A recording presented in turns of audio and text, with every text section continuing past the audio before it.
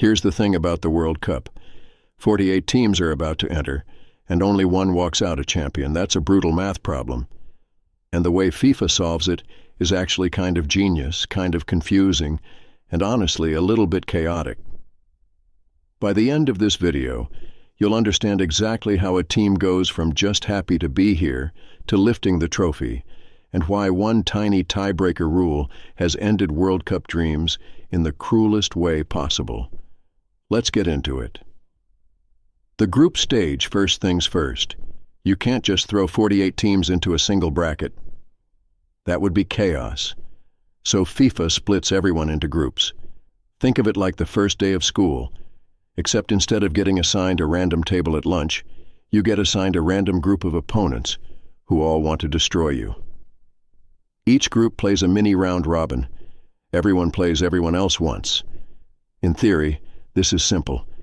In practice, this is where dreams quietly die in week 1. Points system.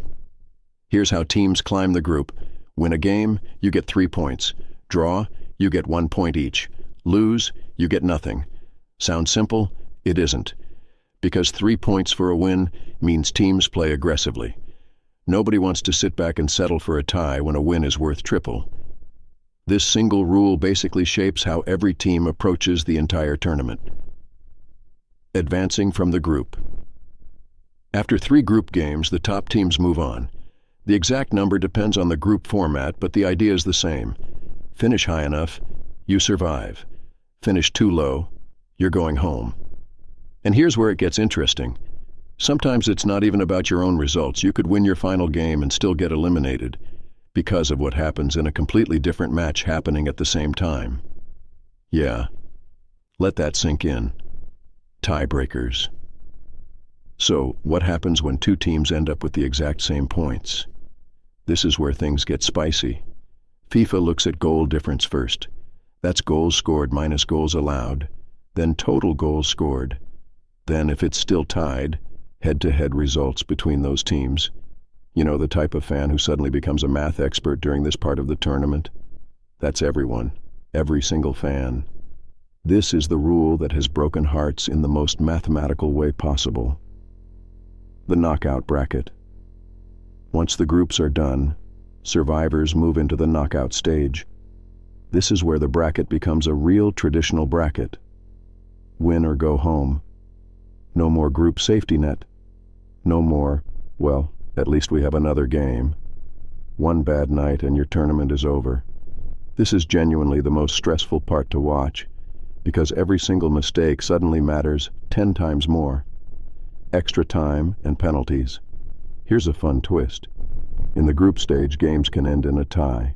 In the knockout stage, they can't, so if the score is level after 90 minutes, you get extra time, 2 more periods of pressure cooker soccer.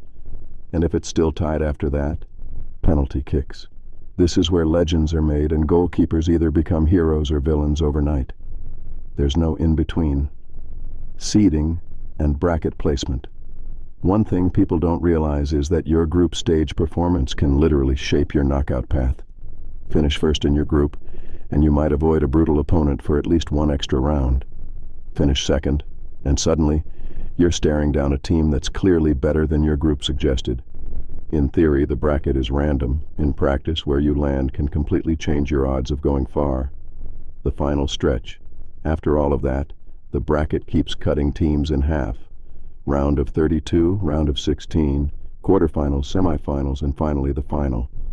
By the time we get here, every team left has already survived multiple do-or-die moments. That's why the championship match always feels different. It's not just 2 good teams. It's 2 teams that have already proven they can handle pressure without falling apart. So here's the big picture.